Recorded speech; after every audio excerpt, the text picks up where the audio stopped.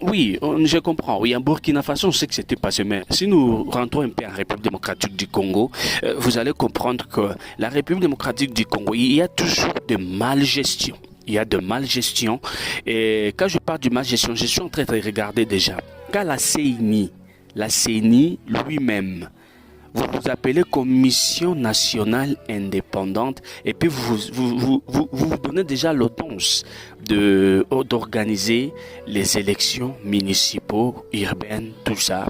Comme par exemple aujourd'hui, vous allez voir, il y aura déjà les dépôts de candidature de, de conseillers municipaux qui doivent postuler aux côtés de bourgmestre, les autres deviennent le maire de la ville et les autres des conseillers dans ces différents services-là.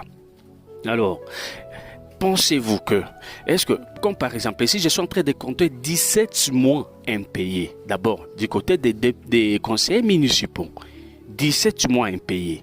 Si vous comptez depuis 2024 jusqu'à aujourd'hui, nous sommes en train de compter déjà 17 mois. Nous sommes en août, voilà, 17 mois impayés.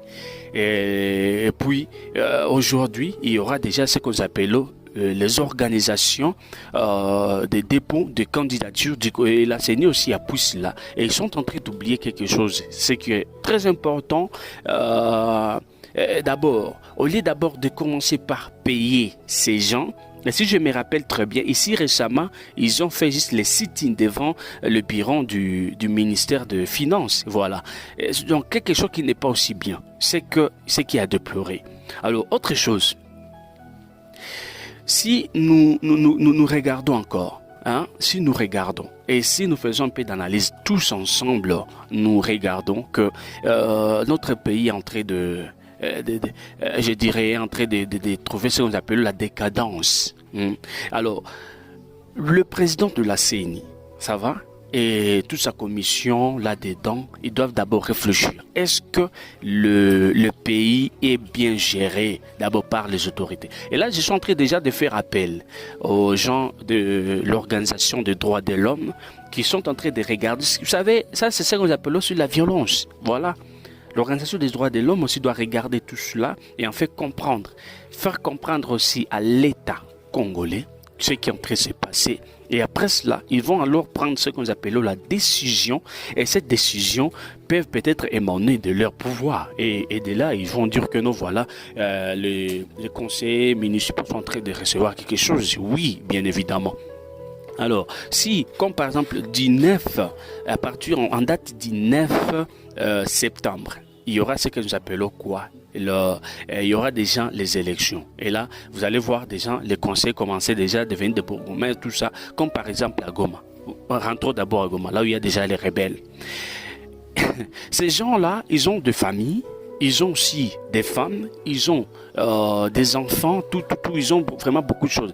Quand je suis en train de voir d'abord, c'est lui qui a été toujours l'exemplaire de tous les présidents, tous les conseillers. Je vois le président Cédric Etumsifou Badumba, lui qui à son tour, il fait à tout prix, chaque jour, plairer, parler de ce qui se passe à Goma, comme dans les deux communes de Goma et commune de Karissim, parce qu'à Goma, il y a deux communes. Oui, comme là-bas. Donc, je veux vous dire qu'il y avait trop de problèmes. Et ces problèmes-là, qui les gérait, je dirais, c'était comme si, c'était comme la personne de Badumba, lui, chaque jour, qui nous appelait. Venez, chers journalistes, venez faire ceci, tout ça. Et puis nous, de notre côté, on arrivait pour prendre les informations. Voilà, en quelque sorte. Mais voilà, jusqu'à maintenant, quand vous l'appelez, vous allez pouvoir comprendre que non, rien du tout.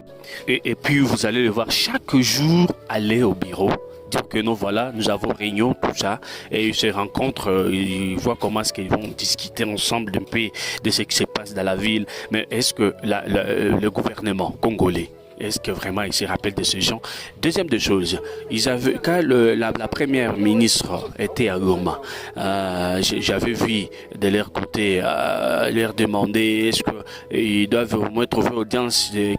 La première des choses, on avait commencé d'abord à refuser de leur donner audience. Aujourd'hui, ils sont à Kinshasa. Ils ne sont pas en train d'être bien gérés de l'autre côté. Et est-ce que vous pensez que leur famille... Alors, qui vont gérer leur famille, je réitère?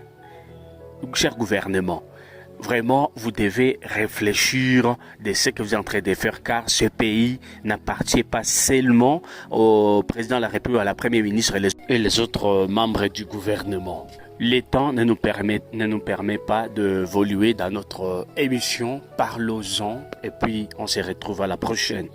À très bientôt. Jean-Pierre Ilunga. Du ciel. Petit, tu penses qu'on est dans un film? Tu penses qu'on est dans un film, Ota?